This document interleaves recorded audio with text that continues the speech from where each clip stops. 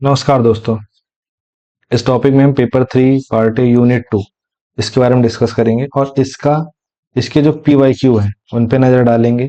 कौन से टॉपिक को उसने कवर किया, कौन सा टॉपिक छोड़ा, ये सब समझेंगे। ओके, तो देखिए आप पाएंगे कि इस जो पेपर 3 पार्ट यूनिट 2 वाला जो टॉपिक है इसमें आप पाएंगे कि भाई राजकोषीय नीति के बारे में क्वेश्चन है, मौद्रिक नीति के बारे में टॉपिक में है, वित्तीय समावेशन के बारे में है, अनौपचारिक अर्थव्यवस्था पर जो नगद लेन देन उसका क्या प्रभाव है इसके बारे में है, फूड सिक्योरिटी पीडीएस के बारे में है, गरीबी बेरोजगारी और रीजनल इम्बैलेंस इसके बारे में है, भारत का विदेशी व्यापार तो इसकी मूल्य संरचना दिशा क्या है इसके बारे में है, फिर एक्सपोर्ट के जो प्रोत्साहन है, आयात के लिए जो आयात प्रतिस्थापन है इसके बारे में क्वेश्चन है।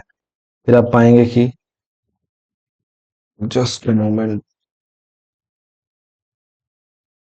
फिर आप पाएंगे कि आयात प्रतिस्थापन विदेशी पूंजी इसके बारे में है कि हमारा फॉरेक्स रिजर्व कितना है, कहाँ कहाँ से आ रहा है, इस टाइप से।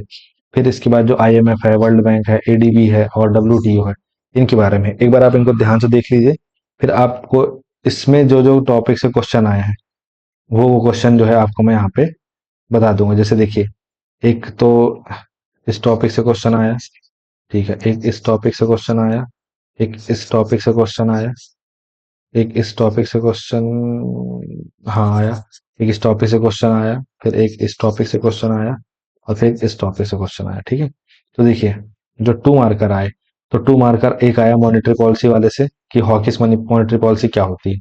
जब मॉनेटरी पॉलिसी पढ़ेंगे तो अच्छे से समझा दूंगा मैं।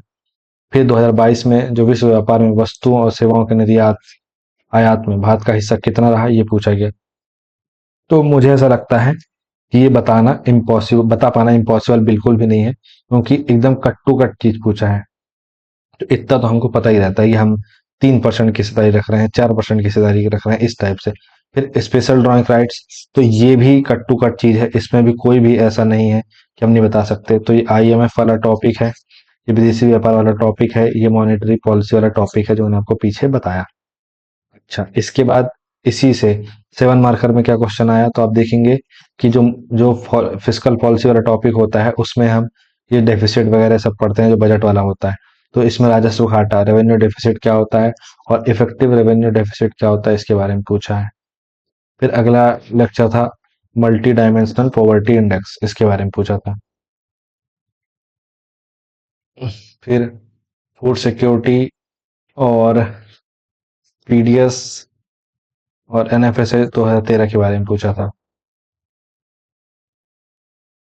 फिर उसके बाद अगले में आपका अनएम्प्लॉयमेंट रीजन कॉन्सेप्ट और जो इसको इसकी मेथड्स क्या होती है मेजरमेंट की, इसके बारे में पूछा था। तो इन्हीं सब टॉपिक्स को नेक्स्ट टॉपिक में कवर करेंगे, तो इसको ध्यान से पढ़ना है। So thank you so much for watching this. Have a nice day.